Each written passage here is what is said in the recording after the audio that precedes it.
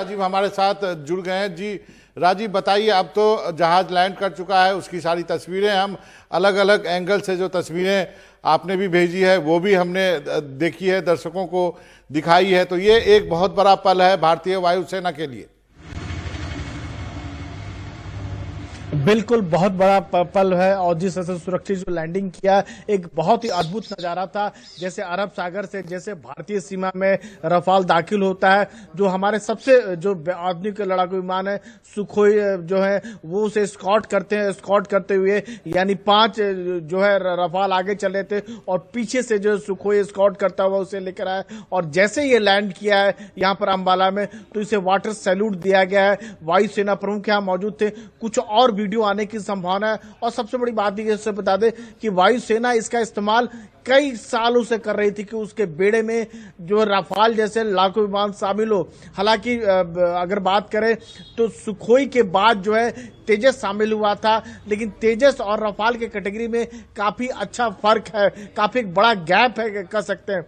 तो एक रफाल जैसे लड़ाकू विमान के आने से भारतीय वायुसेना की ताकत जो है कई गुना बढ़ जाती है। एक बड़ा ऐतिहासिक पल है और अब उम्मीद करना चाहिए कि भारतीय वायुसेना जो है जो पीछे का जो पल था जिसमें उसके लड़ाकू विमान कई पुराने पड़ चुके थे, कई स्क्वाड्रन जो है धीरे रिटायर हुए थे, अब उसको पीछे छोड़कर धीरे धीरे अत्याधुनिक लड़ाकू विमान जो है अपने बेड़े में शामिल करते जा रही है। रफाल के बाद 110 एयरक्राफ्ट और भी लिए जाने हैं, जिसके लिए भारतीय वायुसेना ने RFI जारी कर दिया है। अब देखना यह है कि क्या देसी विमान लिया जाता है या विदेश का विमान लिया जाता है। तो उम्मीद करनी चाहिए कि जो भारतीय वायुसेना की जरूरत है 42 स्क्वाड्रन का वो कम से कम पूरा होगा। अभी की बात करें तो 30 से 31 स्क्वाड्रन अभी मौजूद है भारतीय वायुसेना के पास। जी राजीव, एक चीज और जानना चाहूंगा। आपने कहा कि सुखोई का जिक्र किया और उसके पहले भी वायुसेना प्रमुख जो है पहले भी लगातार कहते आए थे कि उनके पास जहाज़ों की कमी है। लेकिन अब आप टाइमलाइन बताइए, 5 जहाज हैं, इसको कहाँ कहाँ पे डिप्लॉय किया जा सकता है?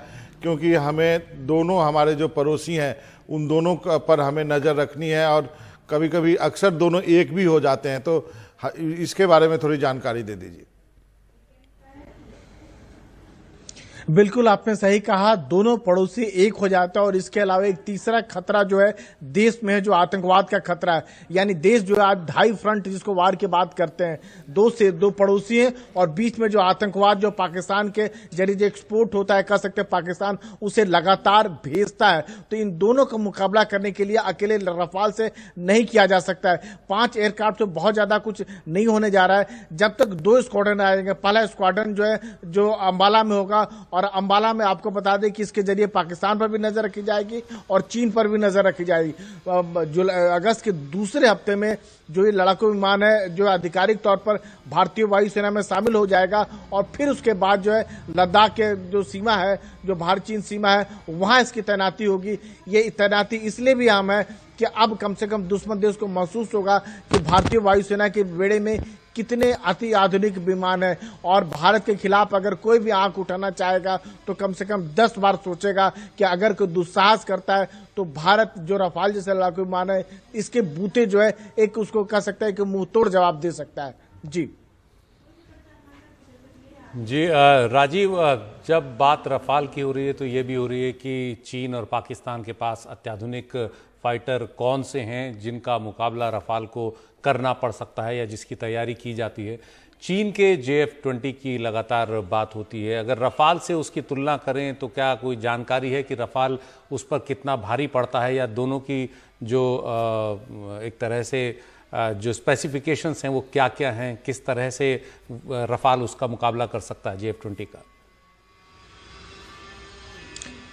देखिए 2-3 मोटी आपको बताया, लड़ाकू विमान से भी कहीं ज्यादा अहमियत होता है कि उस लड़ाकू विमान को फ्लाई कौन कर रहा है। भारत के जो पायलट होते हैं वो तकनीकी तौर पर काफी ज्यादा दक्ष हैं, मतलब वेल ट्रेंड है। इसका अंदाजा 2 आपको एग्जांपल देना चाहूंगा। विंग कमांडर अभिनंदन के पास MiG-21 जैसे पुराने लड़ाकू विमान थे।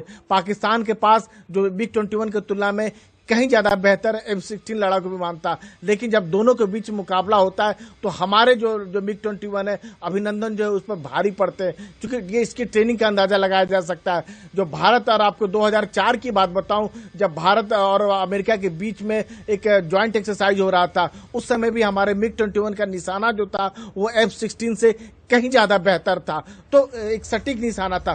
तो अगर आज की तारीख में अगर बात करें, F-17 की बात करें और रफाल की बात करें, तो कोई तुलना ही नहीं है दोनों जहाज में।